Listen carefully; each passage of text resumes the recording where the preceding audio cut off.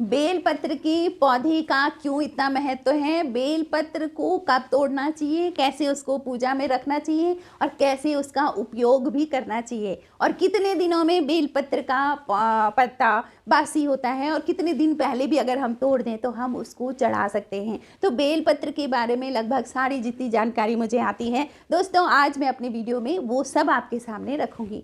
जय श्री राम दोस्तों, रोज की तरह अगर आपको मेरा वीडियो पसंद आता है तो मेरे चैनल को सब्सक्राइब करें, मेरे वीडियो पे कमेंट करें, जय श्री राम लिखें, शेयर करें, क्योंकि शेयर करने से क्या होता है कि वो जानकारी और लोगों तक जाती है, और अगर आपने कोई जानकारी ली है और आपने उसको दूसरे को शेयर कर दिया है तो आप उस सत्कर्म के भागीदार हो जाते हो। तो ऐसी भावना नहीं होनी चाहिए कि सारी जानकारी मुझे ही मिले और किसी और को पता ना लगे। तो दोस्तों, सत्कर्म कमाने के लिए ही हमने ये जीवन पाया है। ये जो बड़े भाग मानुष तन पावा, मतलब सत्कर्म कमाने के लिए। तो आप जितना अच्छा कर सकते हैं उतना अच्छा करें। तो शुरू करते हैं आज बेलपत्र से संबंधित वीडियो। दोस्तों, पहली चीज़ कि बेलपत्र का इतना महत्व क्यों है।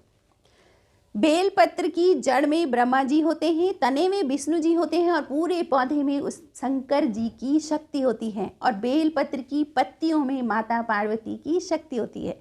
तो इतना आपको पता लग गया ना कि इतने सारे देवता एक बेलपत्र के पौधे में हैं और पत्तियों में माता पार्वती हैं। अब हम चाहते हैं कि माता पार्वती और शंकर जी का प्रेम बना रहे, तो हम क्या उन पत्तियों को शंकर जी को अर्पित करते हैं। देखिए, पति पत्नी दोनों के अंदर जो प्रेम होगा तो जो हम बच्चे हैं ना, हम भी प्रेम से फुलफिल हो जाएंगे। अब बहुत अच्छा साइंस है, घर में अगर माँ बाप के अंदर अच्छी ट्यूनिंग है, प्रेम है, तो बच्चा अपने आप प्रेम से भर जाता है। और एक दिखावे वाला प्रेम, कुछ लोग क्या होते हैं, अंदर पति पत्नी लड़ते हैं और अब बच्चों के सामने नहीं सब ठीक है। अरे बच्चों के पास भी दिव्य दृष्टि होती है, वो समझ जाते हैं हुआ क्या है। तो इसलिए दिखावे का कभी ना दिखाएं, हाँ जो है ना सब ओरिजिनल रहें और सिर्फ देने की भावना से रहें, तब देखो हाँ प्रेम कैसे खिलता है। तो इस तरह से हम शिव जी को, यानी कि शिवलिंग पर जब हम बेलपत्र अर्पित करते हैं तो शिव जी तो बहुत खुश होते हैं, साथ में माता पार्वती भी खुश होती है ना, पति पत्नी दोनों में, तो दोनों के दोनों खुश होते हैं। तो हम बच्चे हैं ना, तो उनकी खुशी वाली एनर्जी हम तक आ जाती है, इसलिए बेलपत्र का अत्यधिक महत्व है। दोस्तों, बेलपत्र का खाने का भी क्या क्या लाभ है, ये भी मैं अपने वीडियो में बताऊंगी कि खाने से क्या क्या लाभ हो सकते हैं उसको। दोस्तों, अगली बात है कि बेलपत्र को कब निकालना चाहिए, यानी कि भगवान पर अर्पित करने के लिए हम बेलपत्र कब निकालें। पहली बात कि बेलपत्र बासी नहीं होते हैं दोस्तों, 6 महीने तक भी बेलपत्र बासी नहीं माने जाते हैं, ठीक है। उसको निकालने का जो विधान है, तो सोमवार को नहीं, एक दिन पहले, जिस दिन आप चढ़ा रहे हैं उसके एक दिन पहले आप बेलपत्र को निकाल लें और उसको चाहे जल में भिगा के रख दें, तो उसको निकाल कर रख दें आप, ठीक है। और उसको निकालने का समय है कि 12 बजे से पहले पहले। तो आपने सुना होगा, हम पहले अपने घर में सुनते थे, मेरे पापा और मम्मी बताते थे कि शिवलिंग पर अगर जल अर्पित करना है तो 12 बजे तक, 12 बजे के बाद नहीं। जब सूर्य बिल्कुल हमारे ठीक ऊपर होता है उतनी देर तक आपको शिवलिंग पर जल अर्पित करना है। तो ऐसे ही बेलपत्र को निकालना है, तोड़ना, जिस दिन आप निकालते हो तो 12 बजे से पहले पहले आप बेलपत्र निकाल दें।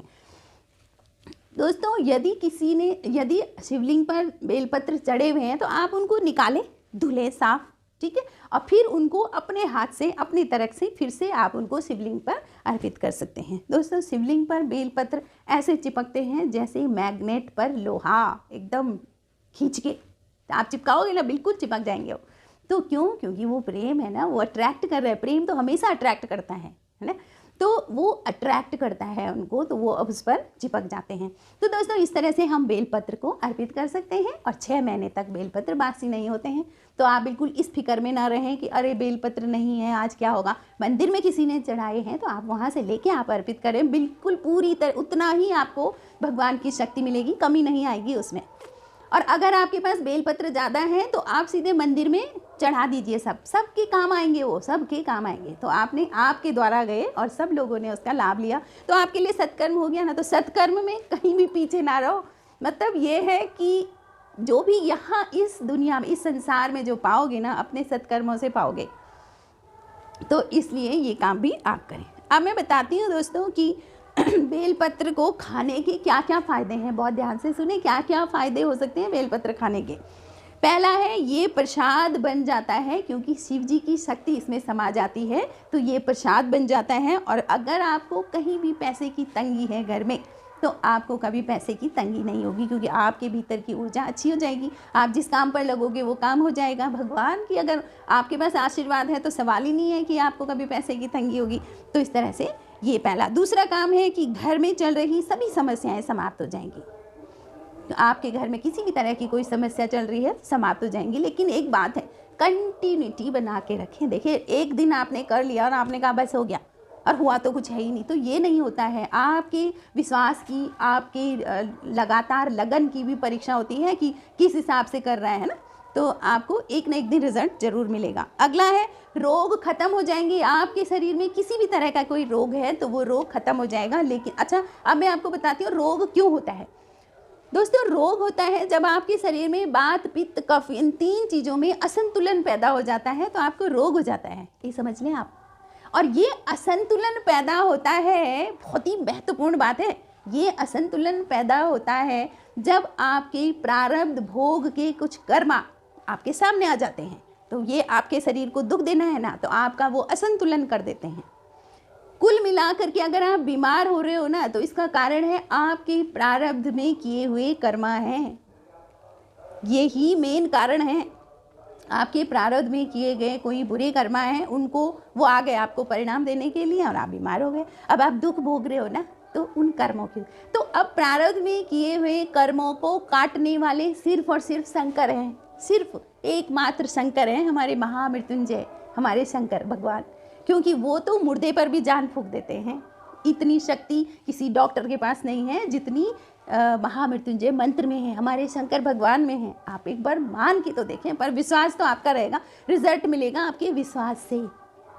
तो इस तरह से रोग खत्म हो जाते हैं, आपकी प्रारब्ध कर्म का क्षय हो जाता है, तो फिर आप स्वस्थ हो जाते हो। कभी कभी तो कुछ भी प्रॉब्लम नहीं होती है, मानसिक रूप से अस्वस्थ हो जाता है आदमी, शारीरिक रूप से स्वस्थ है और मानसिक रूप से अस्वस्थ हो जाता है। तो कुल मिलाकर के आपकी प्रारब्ध भोगों का क्षय होगा जब आप एक एक बेलपत्र का पत्ता अपने प्रसाद रूप में लेंगे। तो दोस्तों, अगला है जो लोग तामसी भोजन करते हैं, जिन्होंने मांस, मछली, अंडा वगैरह खाया, बहुत उग्र हो जाते हैं वो लोग, तो उनको भी अगर उन्होंने वो पत्ता खाना शुरू करा है तो उनके भी वो बुरे कर्म सब खत्म हो जाएंगे और उनकी बुरी आदतें सब टूट जाएंगी, अगर उन्होंने ये पत्ता कंटिन्यूटी में खाया तो।